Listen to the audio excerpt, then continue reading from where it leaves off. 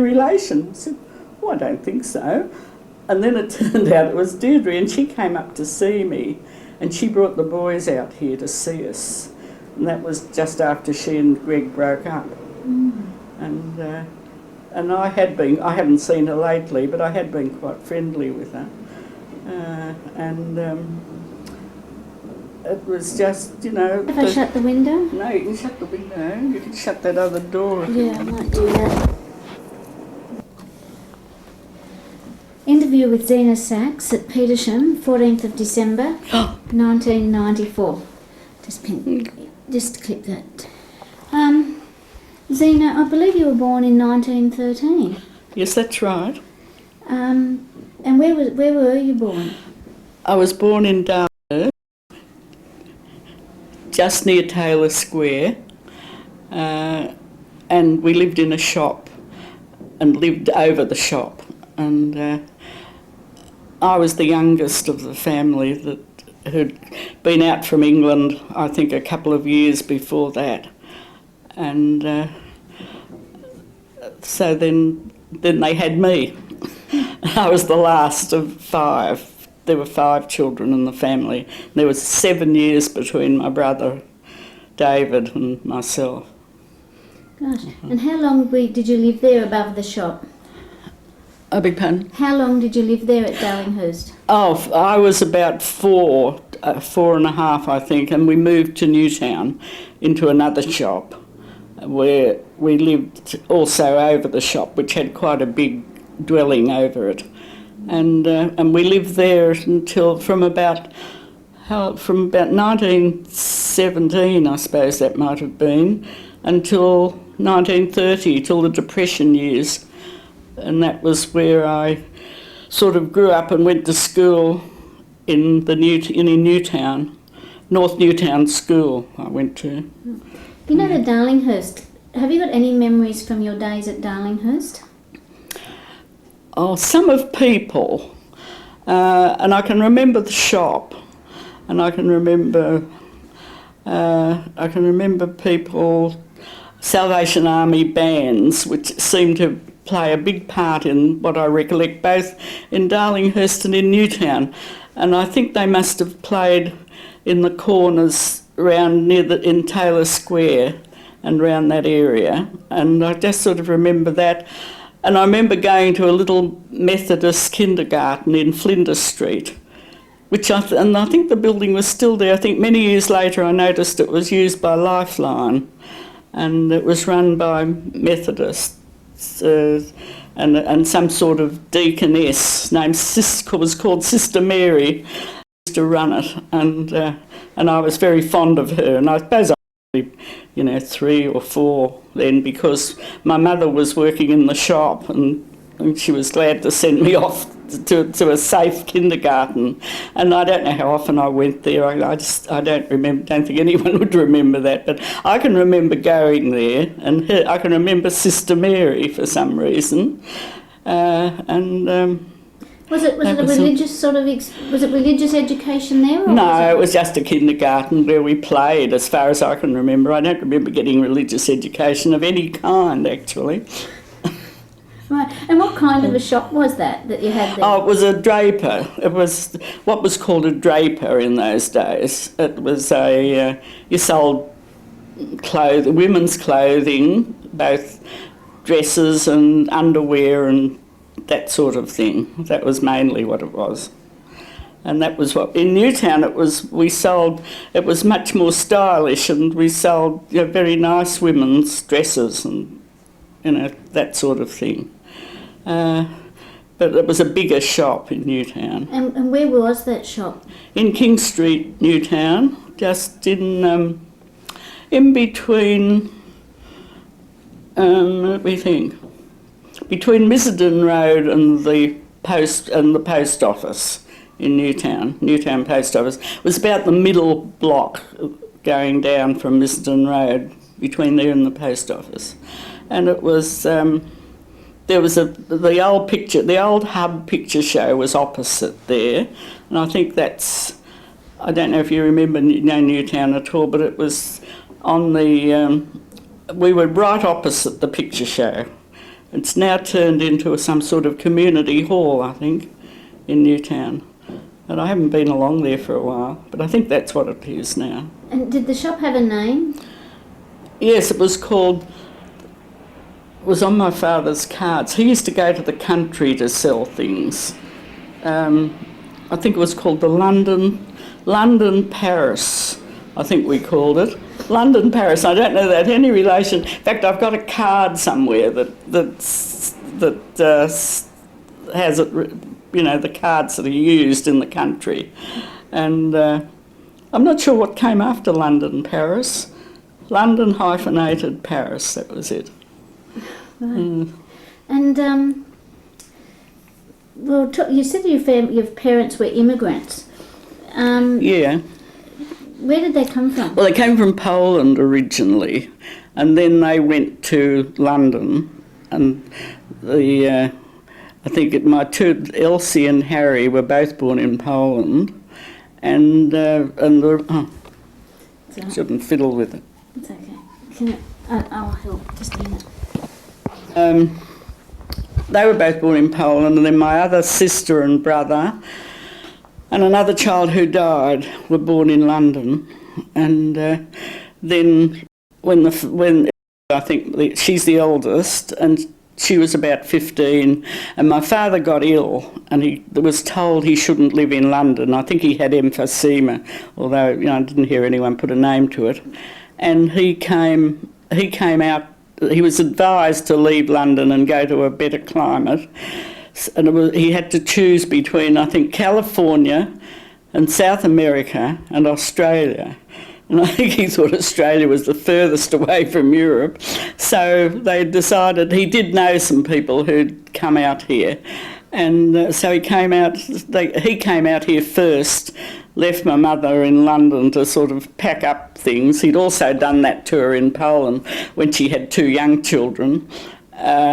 And then in London she had four children to bring. Elsie was the eldest.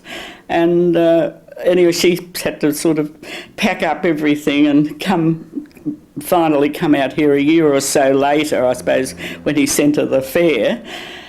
And I remember her saying when she came here, he was so angry with her because she'd sold all his books in London, hadn't brought any books with her. And she said it took her all the time to bring the children here without worrying about the books. Apparently she'd put them all in a bag and sold them to somebody, and he was very angry about that because he was a very well-educated and quite a learned Hebrew scholar, and but he'd never been able to, he sort of forsook religion altogether, so that meant he couldn't be a rabbi, although he had been trained to be a rabbi. So he just had to earn a living, and that was the best he could do, was to, open up a shop. Why did he leave Poland? Oh, I think everybody left Poland, all Jews left Poland who could in those days. They were... all the young men were drafted into the Russian army, and that could be hell, except that apparently he found out that if you got into the band you had a much better time, so he learned to play the cornet and was in the band, and that wasn't so bad. I think that he just couldn't, there was no future for them in Poland. I mean, it was at the time, towards the end of the last century, when everybody that could get out of Poland and Russia, especially Jews, were immigrating. This is when the big immigration went to America. And I don't know why then I don't think he chose to go to America. I think England was his choice then, but he didn't do so well in England either. There was nothing. He ran a Hebrew school in England, in London, and sort of worked with the people in the synagogue and trained boys for their confirmation and so on. But it was a very scanty living. How many years did he spend in London? about 10, I think, 10 or 12 years, I think, because I think Bessie my other sister was born there, and she was about 10 when we went to Australia, I think. So it was about 10 years. So he left Poland before the turn of the century? Yeah, he would have left. Well, Elsie was born in 1897. I think she might have been about 2. I think it was probably about 1899 when he left Poland, because he was in London during the Boer War, because one of his stories was how he met this man during the Boer War. He was walking late at night through the streets in London, and this man came up to him, and he said he was in rags. He had hardly any shoes on. His clothes were in rags, and he was crying out in glee, "We've won the diamond fields of Kimberley." And this always amused Dad very much. He thought this was the most ridiculous thing he'd ever heard. And, that was just one of his favourite stories. But, then he was in London, I suppose, for a couple of years on his own while my mother was struggling along in Poland. She opened up a little shop of her own in this little village to earn a bit of money. And Elsie was about 2, I suppose, and Harry was a baby. And then eventually Dad sent her the money to come to England, and that was apparently quite a business getting out of Poland in those days. You had to nobody had any papers or anything. There were no birth certificates or passports or anything, and they had to be smuggled over the border into Prussia. And there was some relation who made a living doing this. And anyway, she got Mum over the border with the 2 children. I think one of her sisters came with her. One of my mother's sisters wouldn't let her go by herself, and came to London with her and stayed a little while, but then she went back. They were all killed in the Holocaust. So that's a sort of, I suppose those things are at the back of your mind all the time somehow. So when he came to Australia, he decided to get into the sort of haberdashery clothing sort of business. Yeah, well, I think that what happened, he had a contact at the synagogue, but somehow or other he fell out with them, and he didn't continue with his teaching when he came out here. But I know he wiped the dust of the synagogue off his feet, and that's why none of us ever had. While they were in London, they did have sort of, Jewish education, but for me here, I never had any, and I think my other brother didn't. The brother who's next to me, David, he was about 7 when they came here, and I don't think he had any either. But whatever the others had, it soon got lost somehow.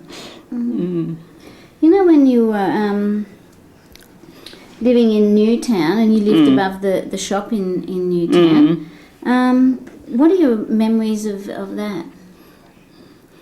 I can always remember never having enough of my mother. She was half in the shop, half looking after the house, doing the cooking, going into the warehouse and buying for the shop, serving in the shop, even doing the ironing.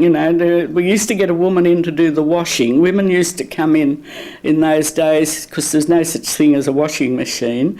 And even in that house, the copper, which was a fuel copper, was in the kitchen. And when the washing was, this woman used to come, various women used to come to do the washing. And that would be the whole day. It would take them the whole day to do the family wash. And then my mother would do the ironing at some time. You know, all the shirts that she used to iron, my father's, my two brothers' shirts.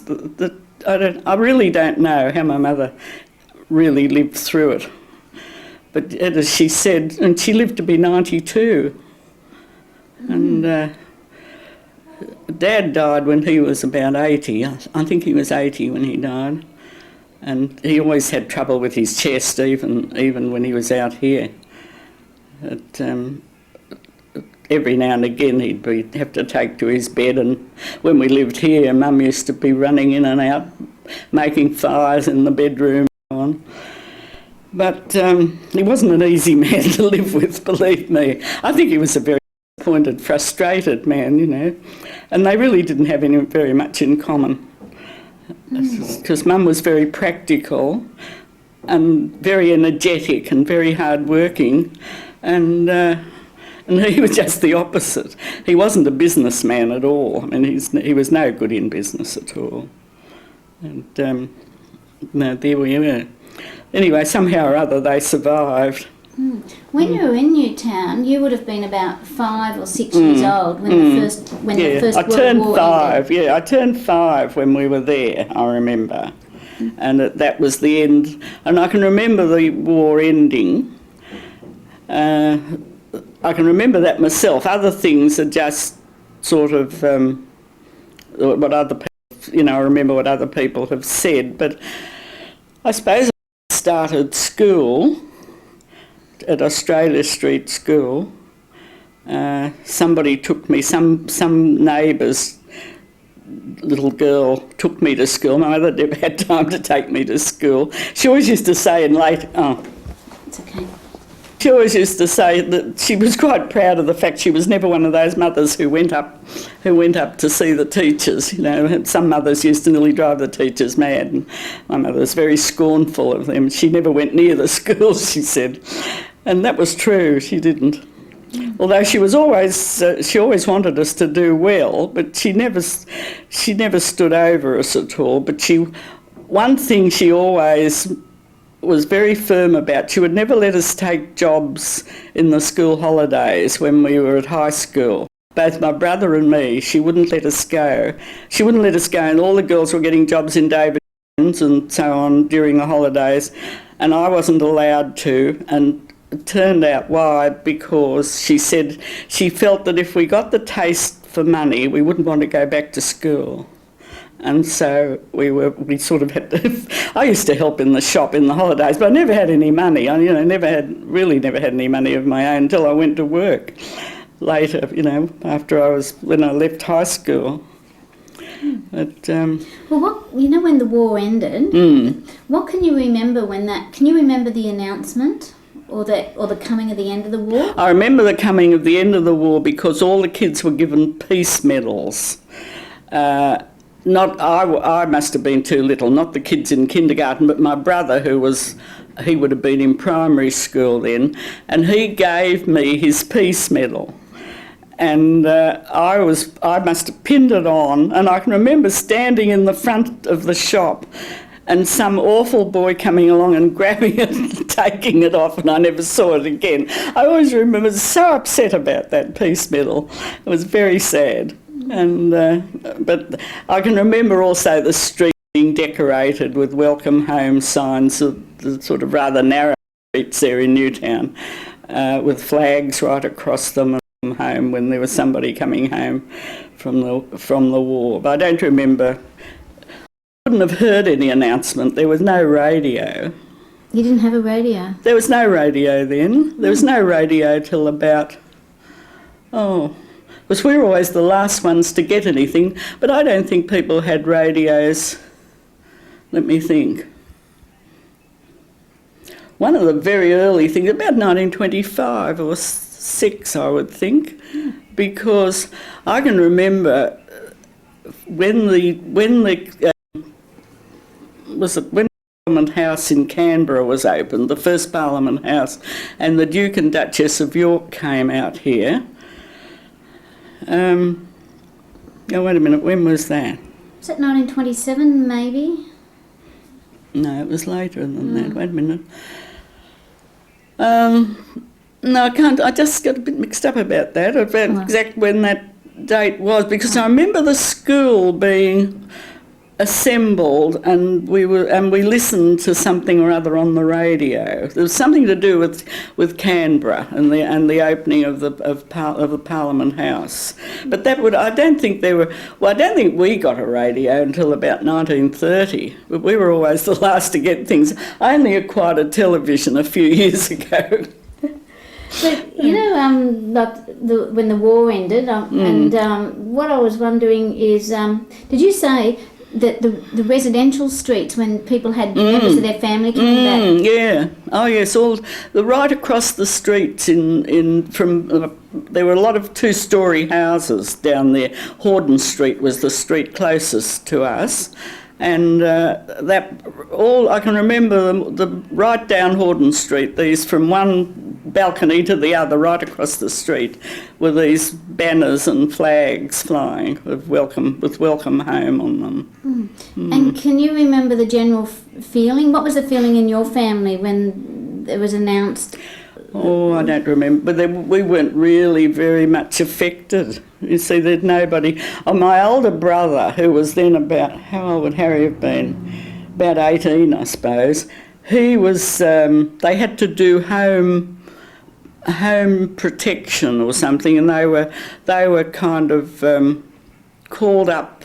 He was out at South Head, I remember, and we used to laugh and say Harry was protecting our shores, and Harry used to say, they put their fingers in their ears when any guns went off, and they were. I think that was our closest connection with the Great War.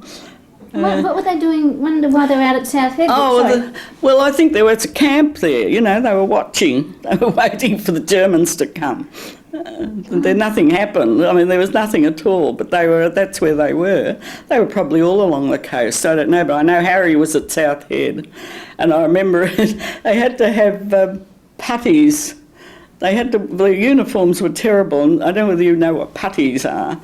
They were like a bandage. They were khaki material, like a flannel sort of material, and they had to wind them round their legs instead of, they didn't wear slacks or anything. I don't know how long their trousers were. They probably were knickerbockers or something, and they had these putties wound around, and there was quite an art in putting putties on.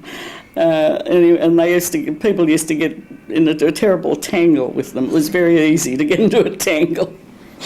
Yeah, so I think you'll probably see those in pictures of soldiers in the Boer War. I think they wore them then. I think they had the same sort of, because that was when they first got into khaki, I think, was in the Boer War.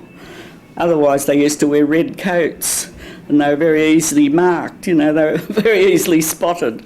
So they changed to khaki, which was supposed to be a kind of camouflage. Just a minute. Can you remember any, I know you were very, very young, but maybe later they talked about it. Did your family ever talk about what they thought about that conflict, that war? My father was very much against it. And particularly about Gallipoli. He was very angry about Gallipoli because he didn't have much opinion of Winston Churchill, because he probably had heard about Winston Churchill, while he was in England and so on. And he was very keen on politics. He could talk politics till the cows came home. And he said that, and which is proved, I think, in history, that Gallipoli was one of Churchill's inspirations that fell flat.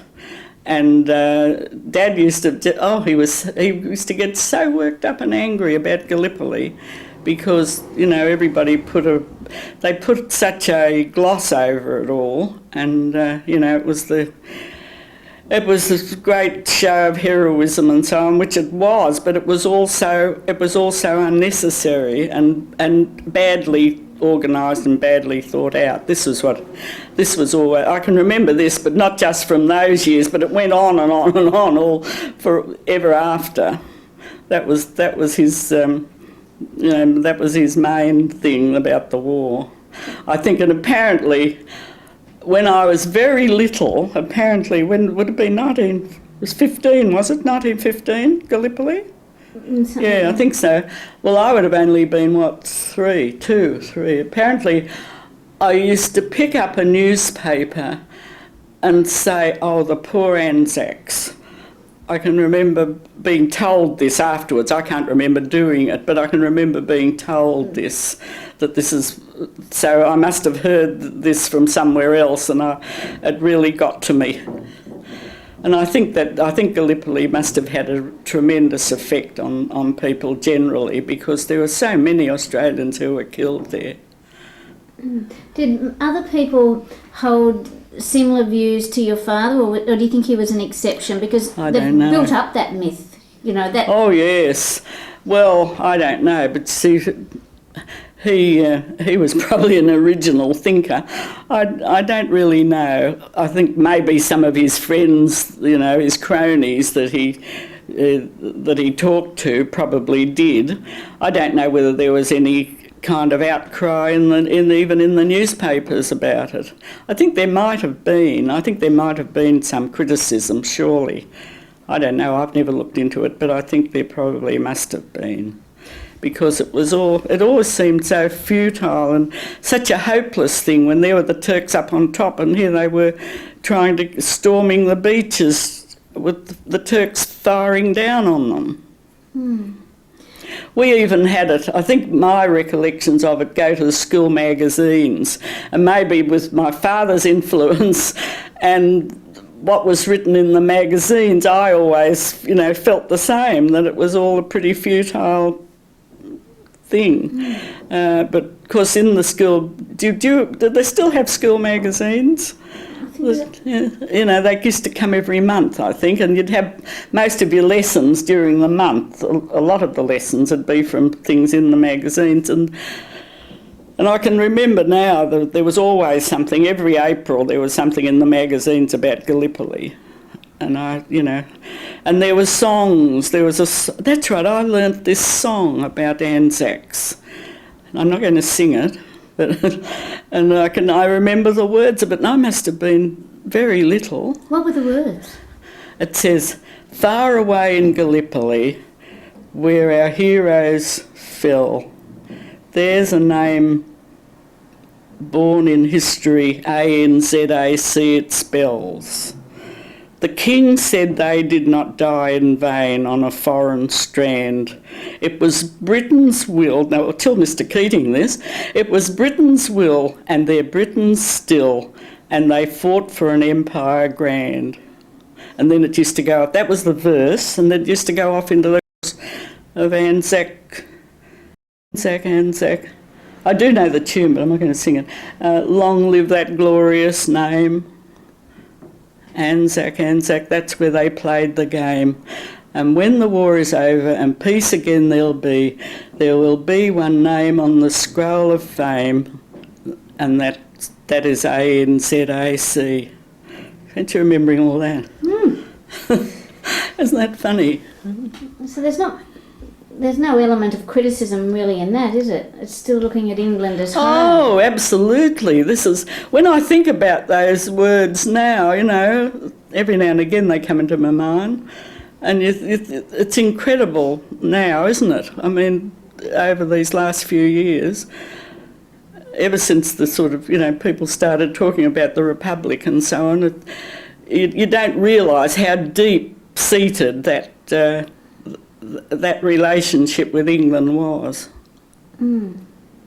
Yes, when the bit about the king said they did not die in vain on a foreign strand was Britain's will, you know. It's amazing. There. You know, I'm still sort of thinking about this First World War period. You said that your family weren't personally affected.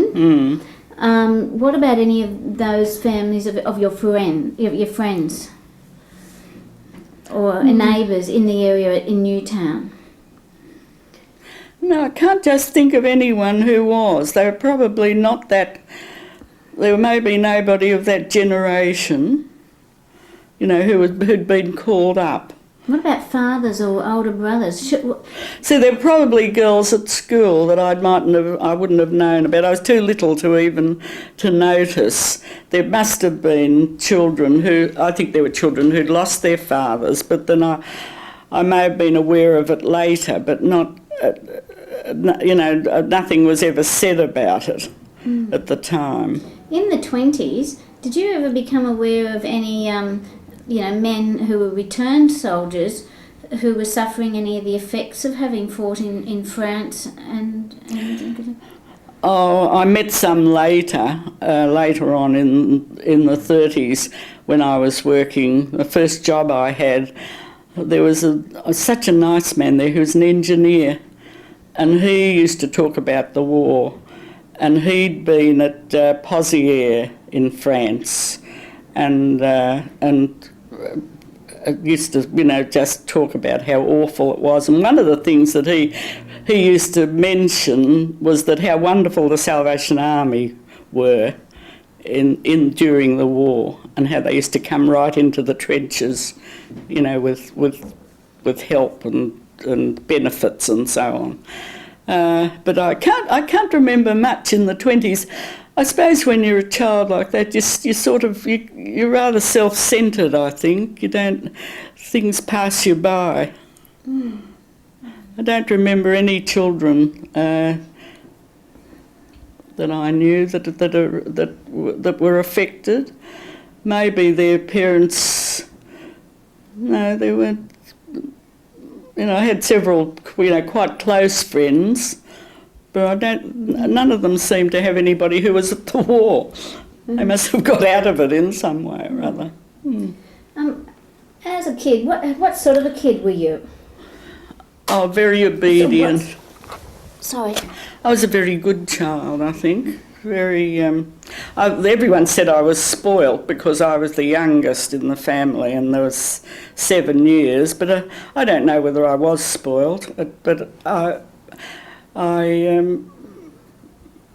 didn't do anything out of. I did what I was told. I went to school. I loved going to school. I just loved school. I always loved my teachers and got on well with teachers.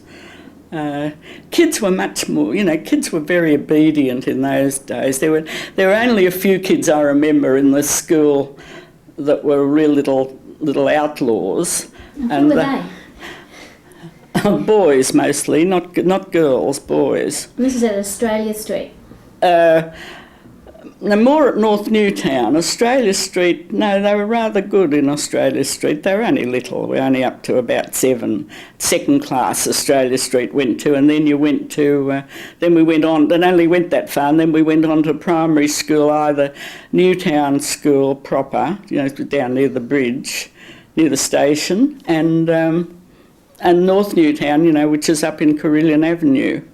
Well, it was then called Bligh Street. It was called Bligh Street School. And I think the name was then later changed to Carillon Avenue when they put the Carillons in at the university, which was somewhere in the 20s, I think, when they built the Carillon.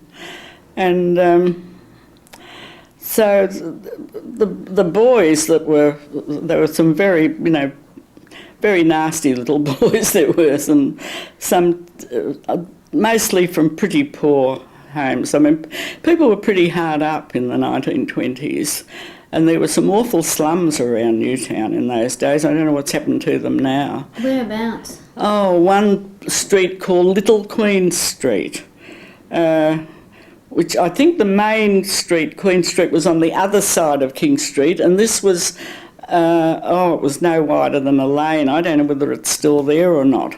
And it ran down from King Street down to Campbell Street, where the back entrance to the school was. And there were houses that opened straight out onto the footpath with no verandas or anything. And they were really very, very... I was never inside one of them. They were very poor houses, and the kids who came from those were pretty poor. What did their families do? Do you know what they worked at? Maybe they didn't work at much. there were quite a lot of men in those days, quite young men who, what they called dealers, and they used to have a horse and cart, and they used to go around. They had not a very good reputation, but they used to pick up things and old iron and bits like that and sell it again. Or if you had something that you wanted to get rid of, like an old bedstead or something, they would give you a little bit for it and take it away. And then there were other men who sold clothes props. Now, you don't even remember clothes props, but it was long before Mr. Hills invented the hoist. And to keep your laundry, dry your clothes, you had these clotheslines, everyone had them across the yard, and to get the breeze, you had these long, they were parts of trees that they used to go and cut down, and they'd have a kind of branch in them that would hook onto the line so that you could hook the line up as high as it would go. And everyone had those, and these men used to go around calling out clothes props and with a horse and cart, and people, because often the clothes props, they didn't last forever, and you'd have the washing on the line and the clothes prop would snap, so you'd be waiting for the clothes prop man to come around, and that sort of died out once people got washing machines. And that was, the washing machine, I think, was the most wonderful liberator. I wanted to ask a bit about your mother. You've talked a bit about your father and his attitudes to the war. Did your mother share those views? Oh no, I think she just wished he'd stop talking, I don't think so. She was never very interested. I think Dad talked politics so much that Mum went into a reaction against them, and she didn't, he used to argue with everybody.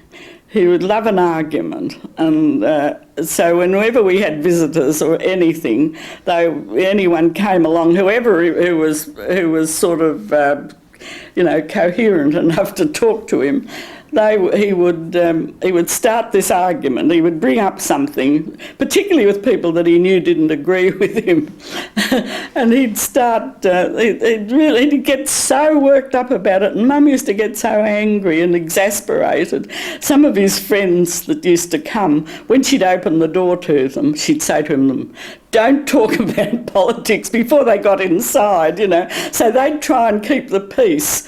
And then often they'd flare up, and you'd find one of them would walk out and bang the door, but he'd be back again the next Sunday. But they used to turn up on Sunday, about 3 or 4 cronies, and they must have understood him, and they'd play cards. You see, people played cards an awful lot. And Dad had always been a gambler. He loved playing cards. And they would play for money, and then some of them would say if they'd be winning, they'd have to catch the tram. They'd miss the last tram, and they'd have to dash out of the door and catch the tram. But if they were losing, they'd sit there all night trying to get their money back. They used to play this, I don't know what it was called, a continental card game, which was really just out and out gambling. And Dad used to love it. And Sunday night, first they'd come and my mother would cook a large meal, and they'd eat their fill, and then they'd sit down to play cards and leave her to do the washing up. Well, I would dry up. Everyone else would be out, The rest of the family, who were kind of adult by then, would be out. So I was very close to my mother in those days. Well, always was, actually. And who were the sort of people that were your father's friends? What were they were also migrants, also hard up. Most of them were in the tailoring business. They were. I don't think they'd actually.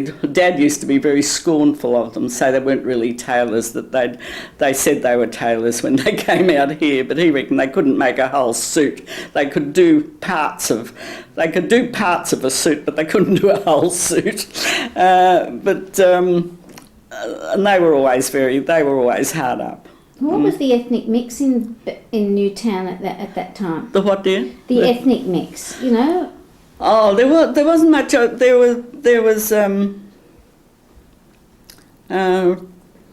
was a fairly big Jewish community because there was a Jewish synagogue that was built a long time before, that we didn't go to, but it was there down in Georgina Street, I think it's in, down at the top end up towards the university, but going down towards McDonaldtown. It runs off King Street on the right-hand side. And that's still there, I think, that synagogue. I think it's called the Western Suburb Synagogue now, but it was the Newtown Synagogue. Oh. It's mostly Jewish? No, not really, no. But those cronies were actually, one was a very distant cousin of my mother's, and then he had two sons who used to come and see us. We didn't really have, there was only a couple of distant cousins who were out here. Another one was Jewish. The card players were all Jewish, and they used to all speak in Yiddish as when they had arguments. They'd all be speaking in Yiddish, and they'd have big arguments over the cards, and they accuse one another of cheating and so on. To his dying day, Dad swore that one man always cheated. I don't know whether he did or not. And in Newtown at that time there were Chinese. The Chinese had all the fruit, had fruit shops. Quite a lot of Chinese had fruit shops, and there was then later on Italians. I don't remember Italians much in the earlier days, although I think we had an Italian neighbour in Darlinghurst.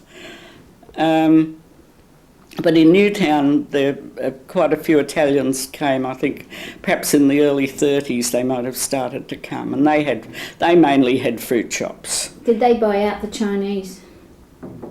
Yeah, I think they did. They did actually. I think maybe the Chinese stayed on in different shops. I think the Italians opened new shops in different. There was sort of room for everybody because it was quite a thickly populated area, and I can remember when a certain Italian shop first opened. And they were there for years and years and years. I think there's still a fruit shop just down there from Horden Street. But that was the main. I don't think there was nobody much more exotic than that, except down in one of the back streets there was a very exotic character who ran what was called a livery yard. He let out horses and sulkies. He had a stable there. So cars weren't all that common in the 1920s. You know, people still had horses and sulkies and so on. And this man, I don't know, he must have come from, I don't know how he got here, but he was called Black Alec. And he knew everyone, I mean, that was how he was known. I don't know what his other name was. And he was a quietly spoken chap. But sometimes, apparently, I was told mothers used to frighten their kids and say, Black Alec will get you, even in those days. And he wouldn't have hurt a fly. He was a very gentle man who loved being with his horses. And I can remember now the house, he lived in this I think he lived at the back of this house where some Australian people lived, but he just lived down in the stable with the horses. But he's the only kind of, And what nationality was he? I don't know whether he... Was he black? Oh, he was as black as can be, yes. He was very, very nigger brown sort of thing. I think I did hear that he might have come from the West Indies or somewhere like that. I don't know how he got here. But he apparently had been here for many years and was quite a character around the place. But he was very quiet, and he didn't seem to mix much with anybody. So he didn't have a tribe or anything. That was all. Everybody else, they were really sort of, and I'm just trying to think whether there were any Aboriginals. No, I don't think I was aware of Aboriginals very much at all. There was a family, the Gallagher family in Newtown, when I went to North Newtown School, who were part Aboriginal. The father might have been a full Aboriginal, but he was a very hard-working man who worked for Arnott's, the biscuit place, for many years, and he had a huge tribe of children. He was married to an Australian woman. Oh, I can't remember how many children there were. There were boys and girls, and he must have had about 10. Some of the girls were very good-looking, and the boys were some of the boys who were in trouble at school. And because they used to play truant at school. And that was a big thing in those days. A truant inspector used to come round to the school. I always remember Mr. O'Neill. Oh, I was frightened. I would have never dreamed of playing truant, but I used to feel so guilty whenever I saw Mr. O'Neill. He'd come on a motorbike and he had big leather leggings and he'd come in and talk to the teachers. I think this was at Australia Street School, so I must have been quite small. And they'd tell him, who hadn't turned up at school or something, and I suppose he'd go and chase them up. And he used to go down to the various neighbourhood parks, because that's where the kids would go, and round them up for not going to, and some of them, if they were, I think some of the Gallagher boys were sent off to various boys' homes for a period, and then, then they'd come back again and do the same things all over again. But sounds a bit tough. Oh, they were pretty tough lot, I think. But yet Mrs. Gallagher, I can remember her well. She was a very clean-looking woman. She was very clean. But and the kids were all sort of kept fairly clean, but they were just wild. There were too many of them. I don't think they could control them at all. Yeah. And what was it like for you, coming from an immigrant family? How were your family treated in the community? Oh, well, as far as ordinary people went, I wasn't aware of any sort of discrimination at all. I never came across any. And you never got called a wog or anything like that? No, never. No, that was a later. Wogs are a much later thing. Oh. I think.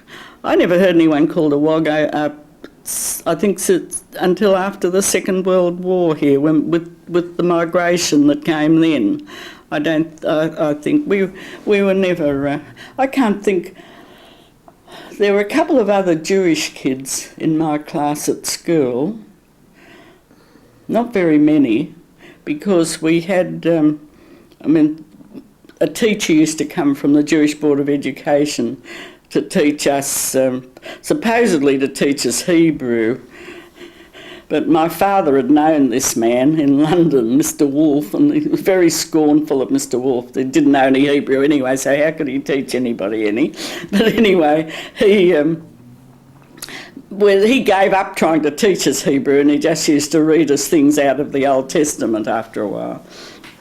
And but no, I never came across any discrimination at all. Did your parents wear those black outfits that you sometimes see traditional with strings? Oh no, they're only very. That's a very sort of fundamentalist group that wear those. Oh no, never. No, and also from the very Orthodox women were also, when they got married, they were supposed to wear a wig. They were supposed to wear what they called a scheitel, I think it was called in Yiddish. But that died out here, except that I understand that some of the very religious rabbis' wives here still wear one.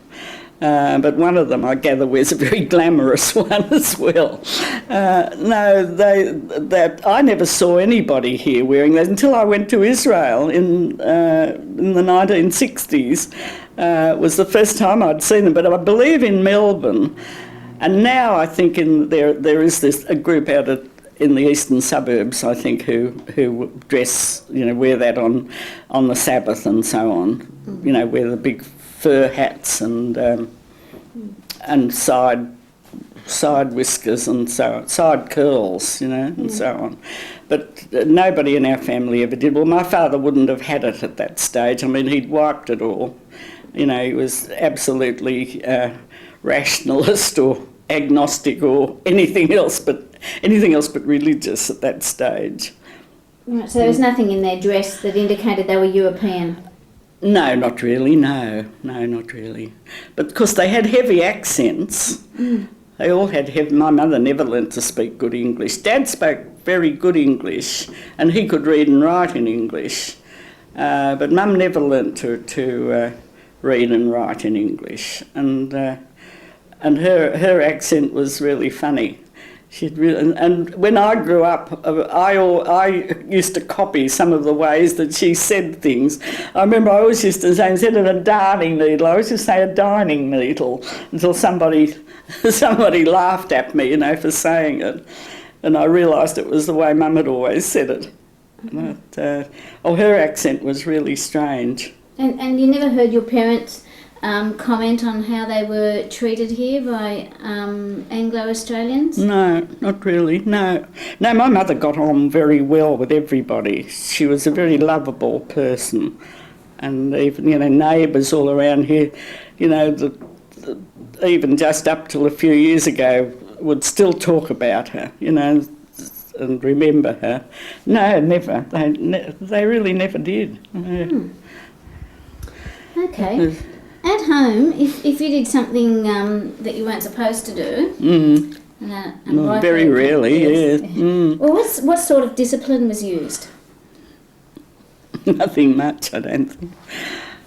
My mother used to yell at me a bit. I used to go off...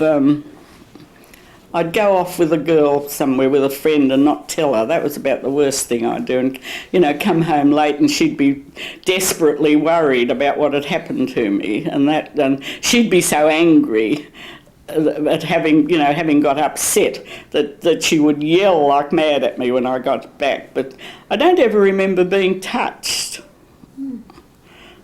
Can you say that, Jocelyn? Oh, yeah.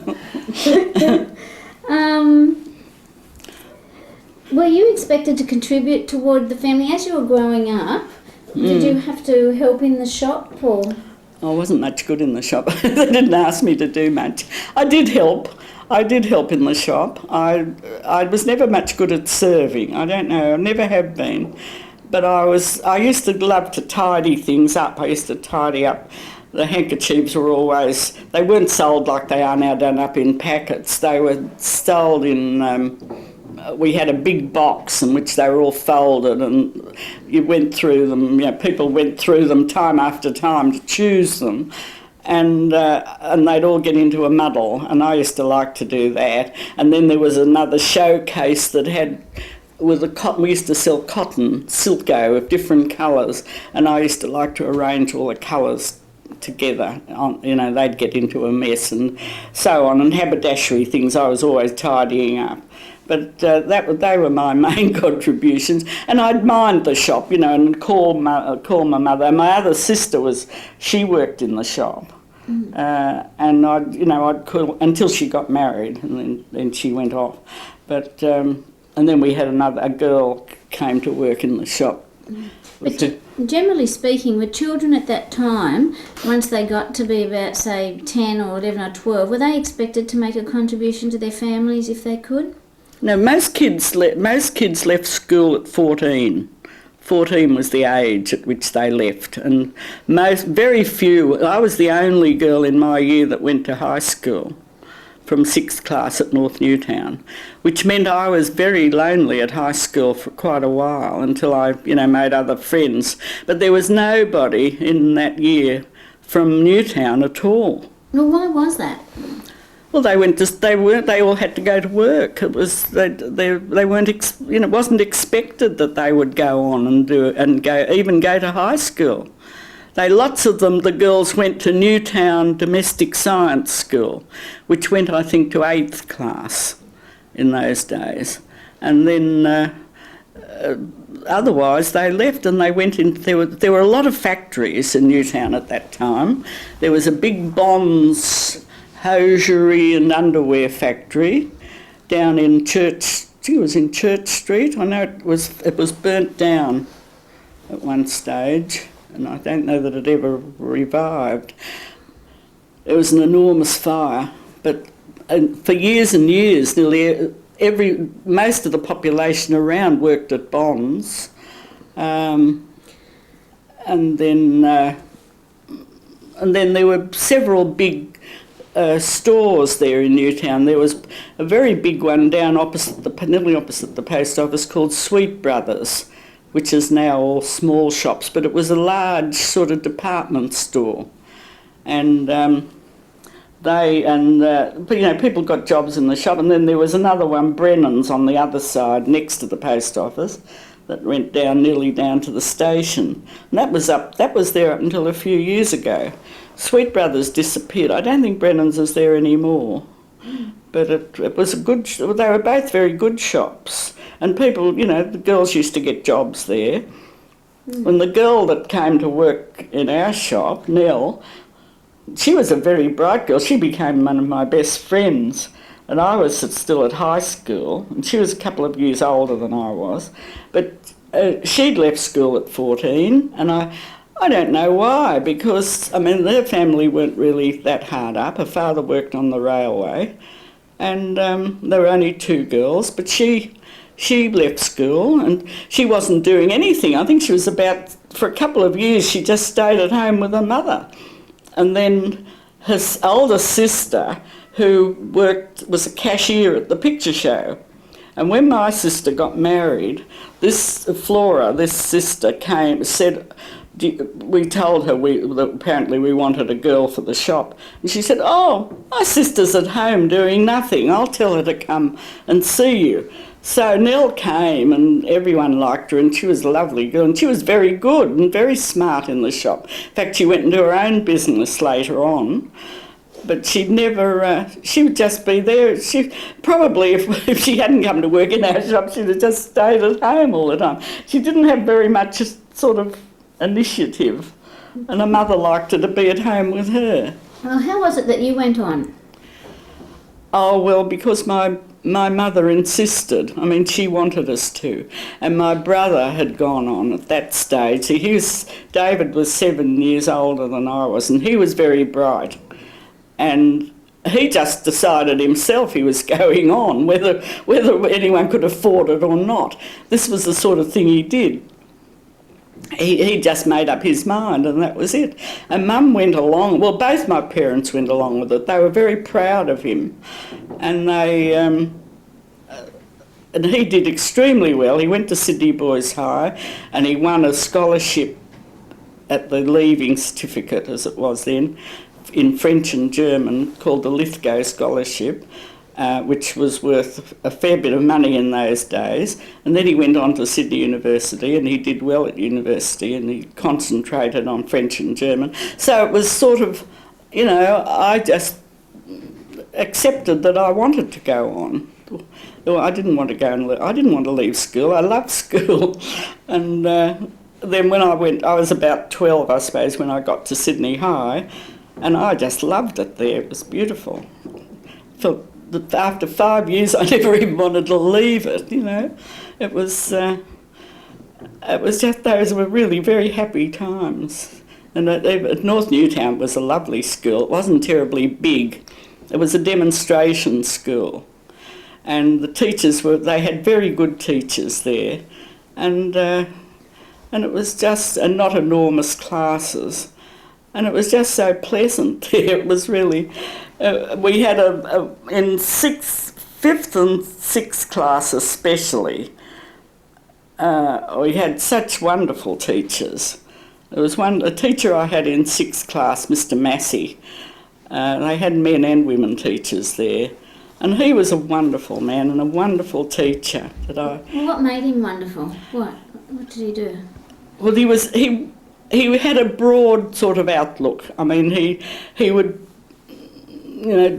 he'd introduce you to poetry, and not just things that were on the syllabus, not just things that were in the magazine. He would bring other books in, and he'd encourage us. He gave us the money. He was a real character that something ought to have been written about him. He was a very big, very handsome man. His parents had come from Ireland. They'd come from Limerick. And he used to tell us about how poor they'd been.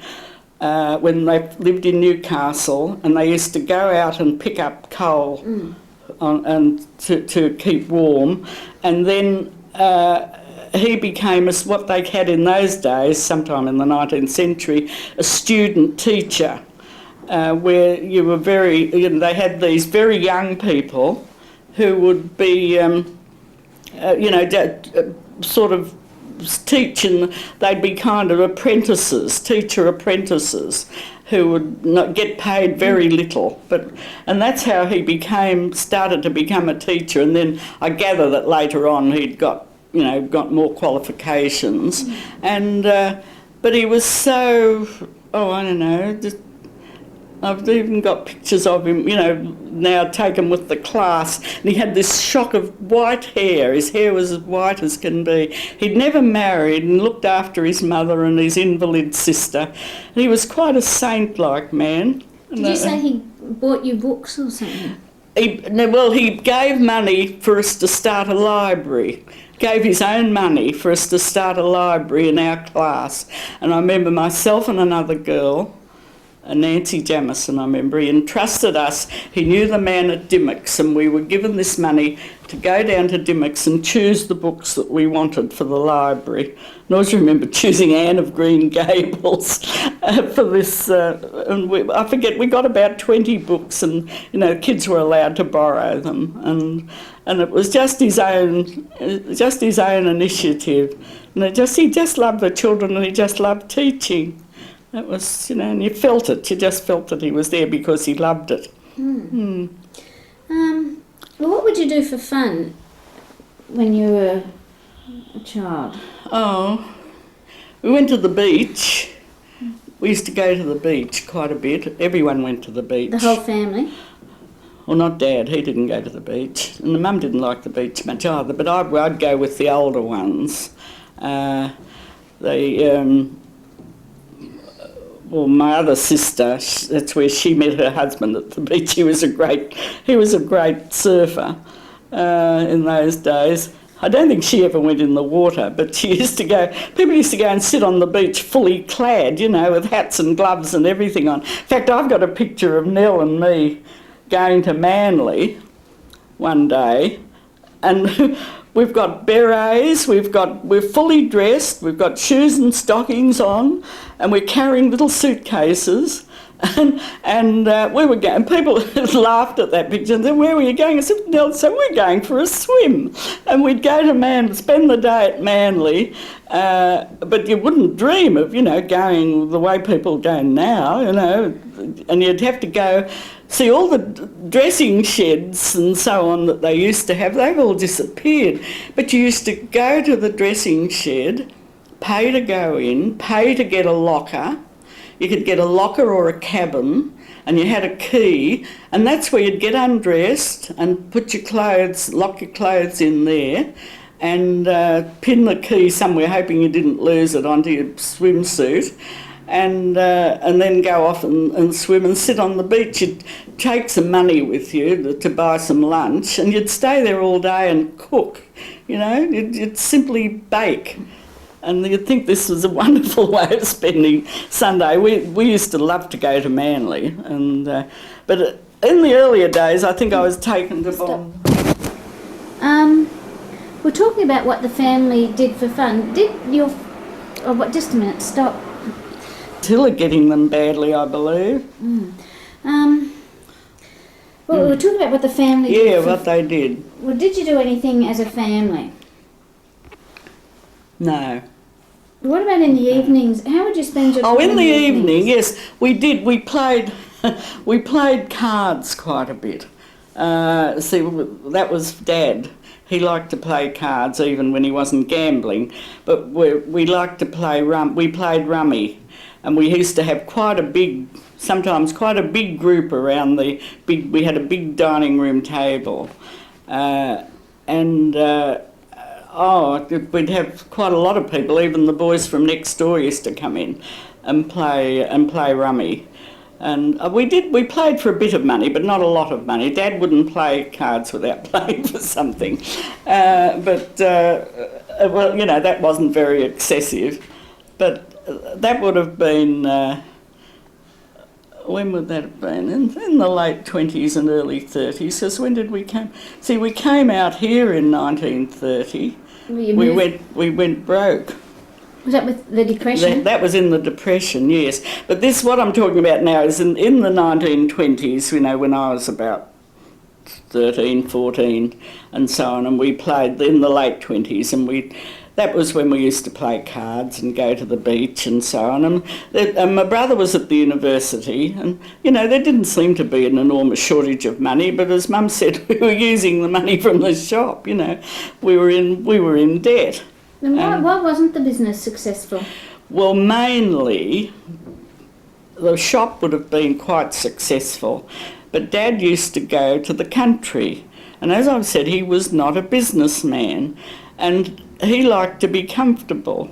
And when we had our books done, they'd find that, you know, most of the money, the profit that should have been made from his going to the country was spent in travelling expenses, you know, in putting up at hotels and so on, because he liked to be comfortable. And so it didn't ever work, you know, it didn't balance out. And that was really the main reason. And then we had a robbery, which the insurance, I don't know that we were insured for it, I don't remember, but and that set us back tremendously. What did they take? Well, it was very sad, and I felt very sorry for my father in years afterwards, because it was his fault. He used to pack these 2 suitcases, big suitcases that he used to take to the country, and he used to get up very early in the morning, and it was in the summertime, it was hot, and he used to leave the front door of the shop open. Well, obviously someone was watching him, and he had these suitcases already packed with very expensive dresses and things in them.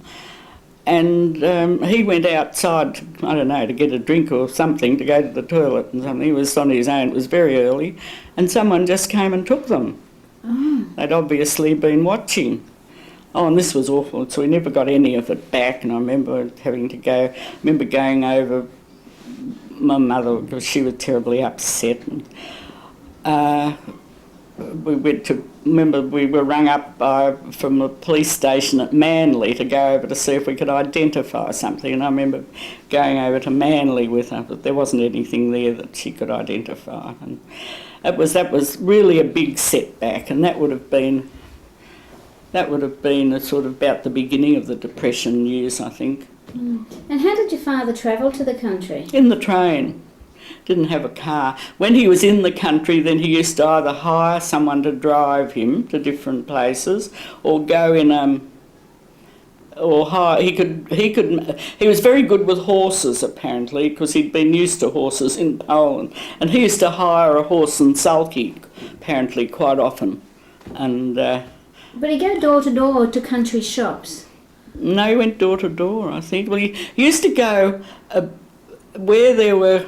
In those years, they were building dams. The Avon Dam was being built down near, down near Picton somewhere, isn't it? Mm. And then there was the Avon Dam and the Nepean Dam were both.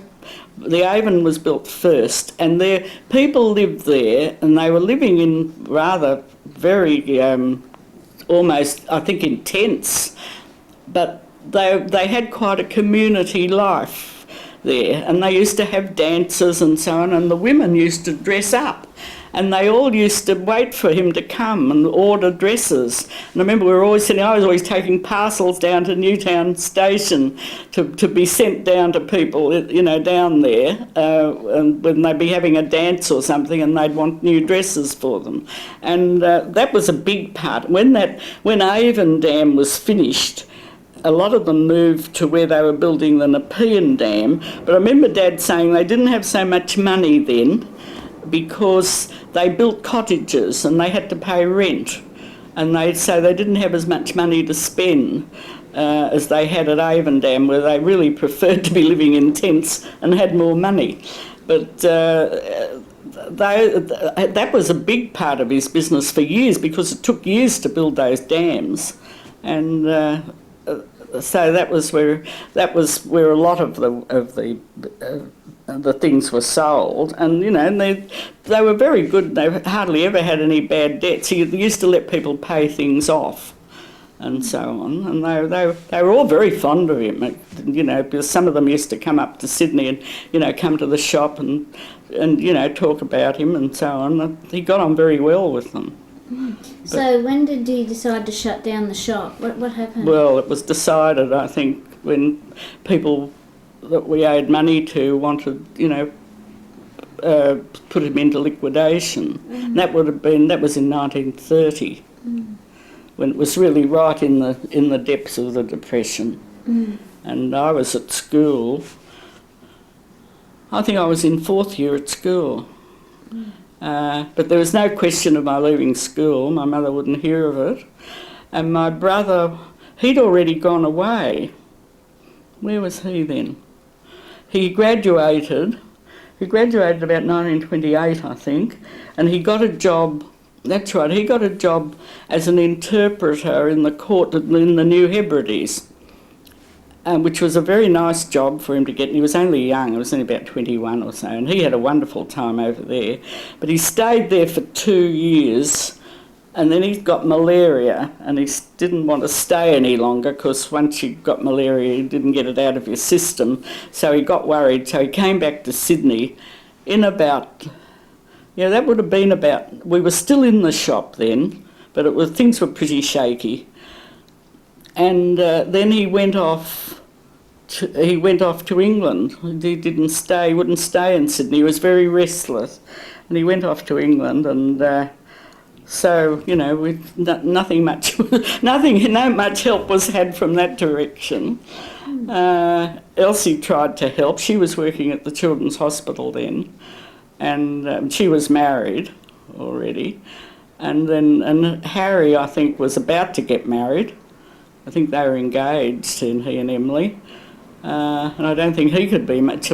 He was sent up to Newcastle, to the railway workshops there, because he was a fitter, I think, on the railway. And there was a big workshop at Cardiff near Newcastle, and he was up there for a few years. So this was all in the period in which they were struggling to keep the shop going. And I was really the only one at home at that stage. So you left there in about 1930. Well, going back to your time as a kid, what was a typical meal? The typical what? Meal. Well,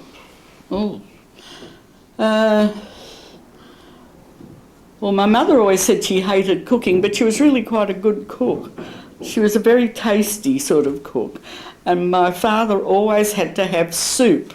He was a great soup eater, right up there till the end of his days. He wanted soup. So we had a lot of soup in our family. And we used to have grills, and every weekend we'd have a fowl, a boiling fowl, which my mother, we used to go to a place in Crown Street in Darlinghurst, which was probably a hangover from when we lived in Darlinghurst, and they had these specially kosher killed fowls.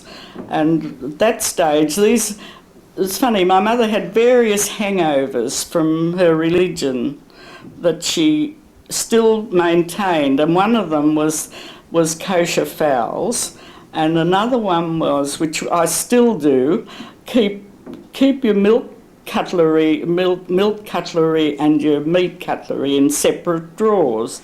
And everyone laughs at me, and Elsie will always get them mixed up, and I spend the mornings under half an hour putting things back to where they should belong. People say, why do you do that? And I said, well, it's the way I was brought up. And this fowl was quite a ritual. The fowls weren't cleaned. Mum used to clean every Sunday morning. She would be quite a thing. She used to clean this fowl, and it used to fascinate me. I used to sit there and watch her, because she was like a surgeon. She knew exactly what parts, where to cut it and what parts to take out and what they were for. She knew all about that. She'd been brought up in the country in Poland, and I think, she must have learned all these things there. And it was fascinating. And people say, oh, how can you stand it? I couldn't bear the smell of, of the inside of a fowl. And I used to find it all quite pleasant. Did they still have their feathers on? No, they were plucked. They were plucked. She drew the line at plucking, although she had done that because ritually you can't pour boiling water over it. You have to pluck it dry. And I can remember occasionally, very occasionally this was, she was given a fowl which she took to the man at the synagogue to be killed properly, because she couldn't get anyone to kill it. And then she brought it home, and I can remember with a thing over her head, sitting out in the yard, this was when we were here, plucking this fowl dry, taking all the feathers out, and then you would put it over a flame to burn off the bits that were left on the fowl. No, these fowls that we got every week were plucked. And then they were boilers, but they were very big fowls and very good fowls. And so then she would make chicken soup from those. And then she would also make her own noodles. She would have this big board and have the flour and the eggs, and you would mix that up into a batter, and then you'd have a rolling pin, a special sort of rolling pin, and roll it all out very, very flat and very fine, very thin, and then you'd roll it you'd let that dry a bit, and then roll it up, and then you'd chop it very, very finely, into like macaroni. But it was sort of like egg noodles, that you can now buy, but that she used to slave there. Every Sunday she used to do this. And one day she cut her finger, which was, that's the only time I think she ever cut her finger, because she used to have your finger, you'd be holding this and the knife would be going down like this, and she missed this, and I remember she had a very badly cut finger that time. But that's the only time she ever did it. And I remember that finger, that I can see it now, that nail never grew properly, She seems like she had a very long working day. She hated going to bed, and she hated getting up early. None of us are early risers.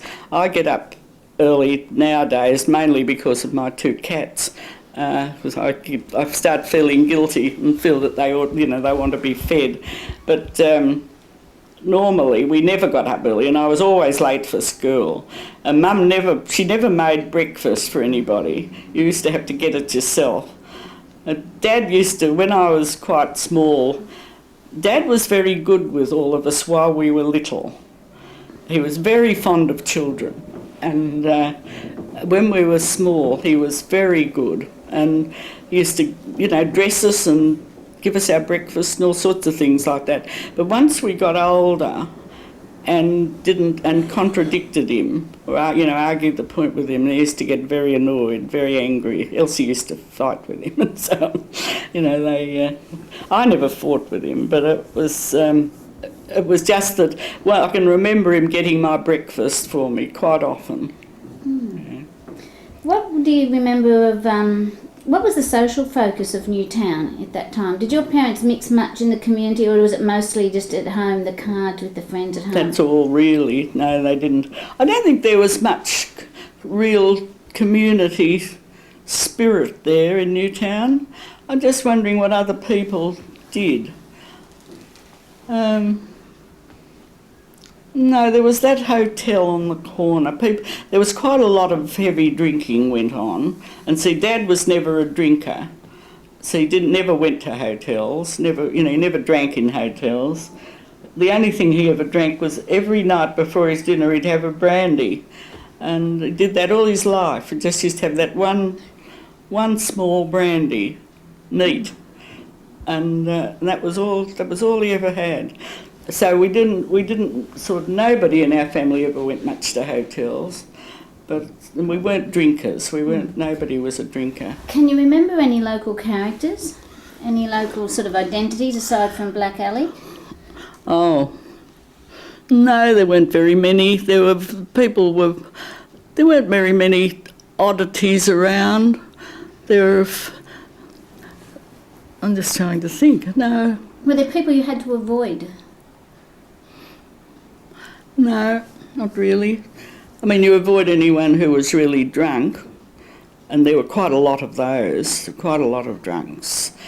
No, Newtown, there was a funny kind of, it wasn't a community at all that I remember. There were churches, and I suppose if you went, there was a Church of England there, St Stephen's, round in Church Street round there. There were two churches around there. And I suppose if you were a member of a church, you would have that, you know, that sort of community. But otherwise, and then I suppose there was a big Catholic church further down. But I don't think on the whole people were terribly religious. But the kids went to Sunday school, which, you know, I felt a bit left out of because I didn't go to Sunday school. And I had a little friend, the people next door were the newsagents, and there was Olga was about a year younger than I was, and we were great friends, and we used to play together from the time that I was about 5, I suppose. But she went to Sunday school and she went to Christian Endeavour, was something or other at one of the churches, and I used to feel, and also she went to the Junior Red Cross, and I didn't get to those things. I don't know, my mother didn't encourage me to sort of go out and do things. I did things with her. I used to go out with, we were sort of friends, you hot love, especially as I got older. I suppose that kind of inhibited me a bit. Well, as a kid though, say, 8 to 12 or something, on a Saturday afternoon when you were... Oh, we went to the pictures. We went to the Hub Pictures. We went, threepence it was to go in. And you watch, and there were serials that you wouldn't miss. And you would go every Saturday. There'd be the kids would be queued up out there waiting to go into the pictures, and they'd show these serials especially, for the kids that would end up in some very dramatic thing, and they'd have to go the next week to find out what happened, And there'd be there'd be cowboy ones, Tom Mix and William S. Hart, and earlier on, I think a woman who got into the most marvellous situations named Pearl White. And she used to do the most extraordinary feats of lying on railway lines, and the train would be coming, and then it'd say, see you next week, and of course the next week she'd be nowhere near the railway line. She'd have got off in the interval. But this used to keep the kids going from week to week. They went on for years, because I remember one of my other sister, apparently when we lived in Darlinghurst, she used to go to these, they used to show these at a picture show on the corner of Dowling Street that was called West's Picture Show, I think it was, and she used to go there, and there'd be something frightening on, and when she'd come home she wouldn't go upstairs. She used to make me, I was a tiny little kid, she used to make me go upstairs with her because she was frightened of something that had happened on the serial. That was a big thing for Saturday afternoons, and that. But at night time, everyone had a piano. It was amazing how the poorest people seemed to have a piano in those days.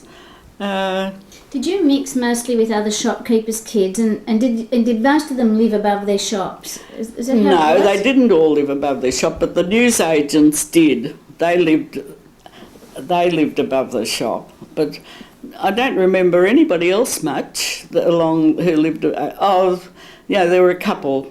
The people in the milk, there was a milk bar, or wasn't called a milk bar in those days, it was called a lolly shop, and they lived on top.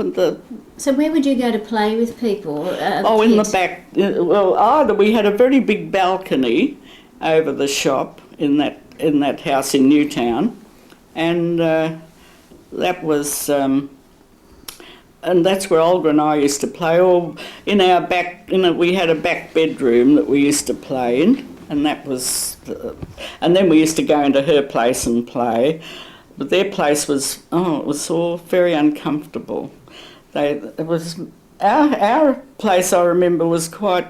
We were the outside one. There were 3 shops that must have been in the same block of the same building. And ours was the biggest one, and we had the biggest yard, which wasn't all that big. But as the second one, the newsagent's one, was hardly any yard, it was very small, and the next one along, which was a milliner, they had hardly any yard at all. And they used to let the dwelling over that shop. The man who owned it didn't live there. And there were children in there that we used to play with, but we used to play mainly out. There was a very big sort of back lane, and of course there was no traffic. There was nothing, there were hardly any cars then. So the newsagent people, Spencers, they had a car, and but otherwise nobody in our family ever had a car. So aside from going to the pictures, I mean, how far did you roam? How far did you roam as a child? Not far. Not very far. The nearest park was the University Park. Well, I think it's called Victoria Park now, and Camperdown Park. Now, we very rarely went to either of those. But another thing that that was on for entertainment was carnivals. Now, these were held on vacant allotments, and I don't quite know who organised them, but it was almost kind of circus people, I think. They used to come along, there'd be a merry-go-round and a razzle-dazzle. I don't know if you know what a razzle-dazzle is. No. It was a very exciting thing. It went... It was manually manipulated, but there was a pole in the middle, as far as I remember, and there was a round thing with seats on it. And it somehow was manipulated that the man used to run around and set it off, and it used to go round and round and go up and down, and and you'd be hanging on by the skin of your teeth, and it was really exciting being on the razzle-dazzle.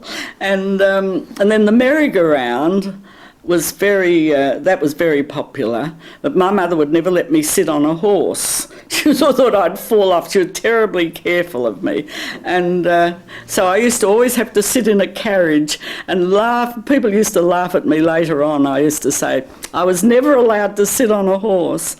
And but the merry-go-round was run. It had a peculiar smell about it. It was run by they used to have a kind of engine in the middle somewhere that they used to have to pump up or put something in it. I don't quite know how it went.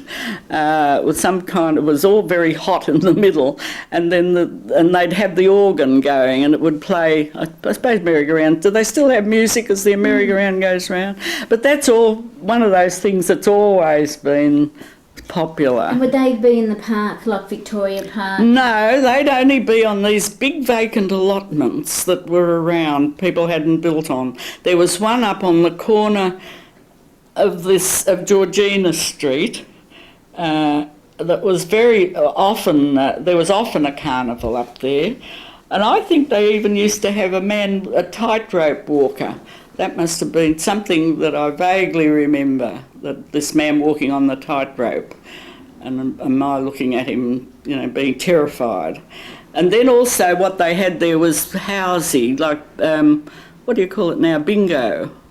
And that was very popular. My mother loved that because she loved to gamble, and we used to play. We used to sit there and mark off the cards, and we never won anything. But she used to love it. And chocolate wheels they used to have on those in these carnivals. But they often turned up. I'm not sure how often, but they were really exciting when they did turn up. And circuses? What dear? Were there circuses? No, not around in the towns. There was only Worth Circus that was on used to be on. Worth Circus came every Easter to what was what was called the Hippodrome, but it became the Capitol. It's where the Capitol is now. It's exactly there. It's the same external building. And it was, I believe that I've only heard recently that, they talked about right underneath, they found there were the places where the animals used to be kept when they had the circus there. And I remember my father taking me once to the circus at there, but there weren't any local circuses. That piece of vacant land must have been about the only bit of land that they could have the carnivals on, because my recollection, it always seemed to be there. Did you have any encounters with the police as a child? No, not me. Did you know any? Some of the police were quite famous characters. No, not for me. Okay. No. We used to have a policeman that was making eyes at my sister. Policemen used to be on the beat, you see, in those days. They used to just walk up and down. And he used to come into the shop, and he was a very good-looking young chap, and Bessie was a very pretty girl, and he used to come in and talk to her, and I think ask her to go out, but she never did. She was frightened of her mother. She wouldn't have been game. But he used to say how bored he was, He used to come in and say, oh, I was terribly bored, there was nothing doing, No, we didn't really. We never had, nobody in our family ever had anything to do with the police. I believe they were, they used to run, I think, a police boys club or something. There were some quite bad characters, I think, around, but I really didn't have anything much contact with them. Did you have any adventures as a child? Any adventures? Or escapades? Oh, there was another entertainment that was at the theatre. We used to go to the theatre because there was a Fuller's Theatre down, they built some new office block there, down on the corner of Wilson Street and Erskineville Road, and it was called the Majestic Theatre. And in fact, it was used later on for the Elizabethan Theatre and opera and so on for a long time. But in those days, there was a regular dramatic company that used to do melodramas. And they were well-known characters, and everyone, the actors, that went on for years down there, and they did these things called, what was it called? The Girl Who Took the Wrong Turning, and names like that, And they were a very good company. In fact, they all did quite well later on as they branched out into other work. But this was in the 20s, and I don't know how long they'd been going on before that. They may have been.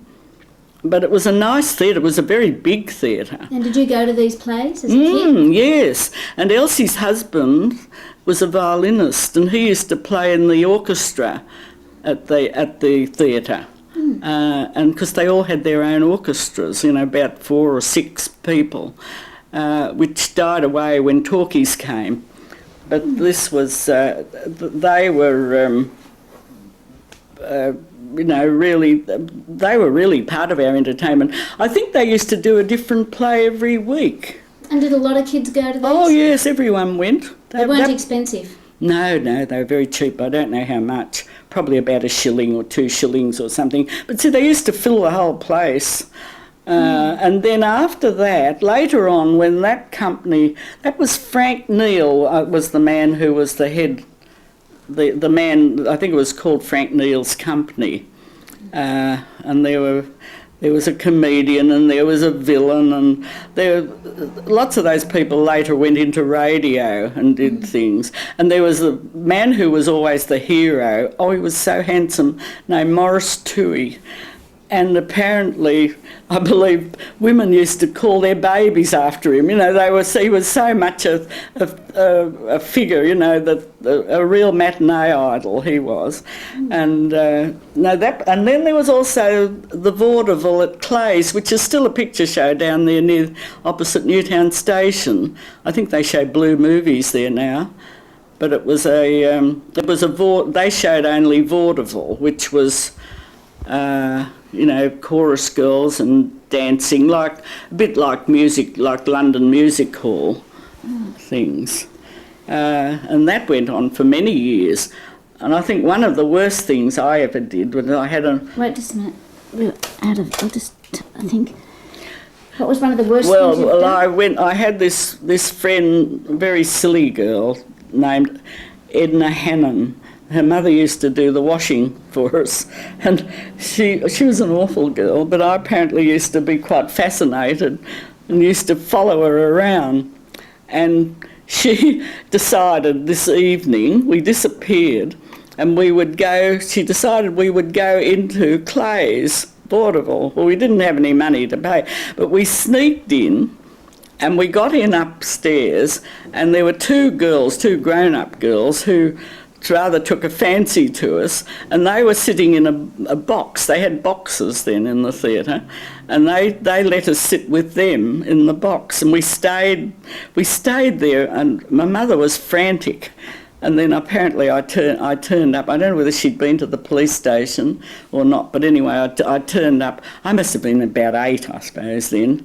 But I can remember this night, and I remember feeling terribly guilty all the time, but I wasn't game to sort of say I wouldn't go. And the kids often go to vaudeville, or it was the other place? No, it was the drama ones, the melodrama ones that we used to love. Would you... Well, what was the most look forward to time of year as a child? I suppose it was the school holidays, the long school holidays at Christmas. Did you celebrate Christmas? No, we didn't celebrate Christmas, but, you know, we were on holidays and we went out, and, you know, we went to the beach, and I'd go with the... you know, Bessie and her husband, well, he was her boyfriend then. I don't think they got married about 1930, I think. No, about 29, I think they got married. But they were great beach goers, and they used to take me with them to the beach. And is Elsie up, is she? Oh, hello, we're still talking here. Yes, I am. Just a couple more questions. Yeah, okay. What smells can you remember of Newtown? Smells. Can I sit down there? Do you want to sit? Yes, Lois. Yeah. Don't trip over cords, Elsie. That's right. Yeah. There's no cord there, is there? No. Okay, you can sit there. Oh, isn't the sun strong here? Now don't talk, because you'll be on the microphone. What smells can we remember? Oh, it's a microphone, right? Yes. I can remember the smell of the fowl, my mother cleaning the fowl. But that's it, of the area? Oh no, not the area. Now, I'm trying to think. There's the thing I can smell that was very pungent was on my way to school, to North Newtown School. I would pass a blacksmith shop in Missenden Road, and this always fascinated me, and I'd stand there and watch the smith shoeing horses, and they would have to burn the horse's hoof to put the shoe on, and the sort of flesh burning, that had this terribly pungent smell that was very that really stayed in your mind, and you would really never forget it once you'd smelt it. And that was I can remember him, he'd have the horse's hoof, and he'd have a leather apron and be holding the horse's hoof between his knees. And nowadays people think that's awful, but I suppose that's how they shoe horses anyway. Were there a lot of kids in the neighbourhood? At times there were, not a lot, but there were some. There were, the kids that I played with some other kids would live down in funny little houses down in Horden Street, two-storey houses. And I always remember, I don't know what they did, but there were no bathrooms in those houses. I used to know one family quite well that I used to go. There was a girl there that was older than I was, Laura Foster, and I used to go there and play with her, and her mother was very fond of me, and so even when Laura got a job, she must have turned 14 and got a job, I used to go and stay with, talk to her mother, and so I knew those houses quite well. They had lamps, they didn't have any lighting on them, and this would have been in the 1920s, and they had, and there were no bathrooms, and they had these tiny little yards. I don't know how they managed. They must have had washers in the kitchen or something, I think. And I don't know when they did their washing even. They must have done that in the kitchen. I can't remember. They were so cramped in those houses. They're still there, those houses, but they must have had additions made to them. I don't quite know how they would have done. They had a balcony and 2 bedrooms, I think, upstairs, and the front room, and they had a piano, and they were very musical. As one of the girls, May, the older sister, used to sing nicely. And they were really nice people, but that was an acceptable way of life. It was... I remember that. Is there anything that you wanted to say that you haven't said? Oh, there's probably a whole lot, but I don't want to go on all day. Okay. No. Look, we'll leave it You've there. had enough. We might You've probably come back. had enough. Are there any more, any other sort of categories of questions that you want? I mean, can you describe Newtown, the main street of Newtown at that time? What sort of shops were there? And Oh, yes. There weren't any elaborate shops. They were very simple shops. Now, in our block, where we were, there was a milliner. There were 2 milliners. See, hats were very much worn, and there were 2 milliners there. And then there was a tailor. Then there was the newsagent. Next door to us was an optician, Mr. Toos. He used to ride motorbikes. And then what we called the lolly shop, or the confectioners, where they sold drinks and chocolates and things. And then a delicatessen, or we called it a ham and beef shop. That's what they were called in those days. And then there was a pawnbroker on the corner. And I think there's still a pawnbroker on that corner. I think he's probably the only... There's still a newsagent, I think, next to where we were. And then, of course, across the road was the picture show. And then there was it was like a tea shop next to the picture show. And there was a studio that took photographs. There was a wine bar on the opposite corner, and there were hotels from Missenden Road. There were, between us and Missenden Road, I think there were 4 hotels. Now I think there are probably 2. I'm not sure about the other side of the road, but there were at least 4 hotels just in that area. And then as you got down towards the station, there were 2 or 3 more hotels. And then there was the big market near the station, Newtown Markets, next to the school. what sort of a market was Oh, that? it was a proper, a market with fruit stalls and people selling. It was like a sort of English market. It was, and that had a distinctive smell about it. There were chickens. You could buy live chickens there. And I remember we used to go in there sometimes after school and go down and have a look. I used to like going to the markets, but I think it was reopened fairly recently, but I don't know what's there now. I must have a look around Newtown one of these days again. Yeah. Okay. Well, that's about it. Thank you very much. It was great. Uh-huh. Thank you. Well, I hope so. I hope it was That's good. useful. Hello.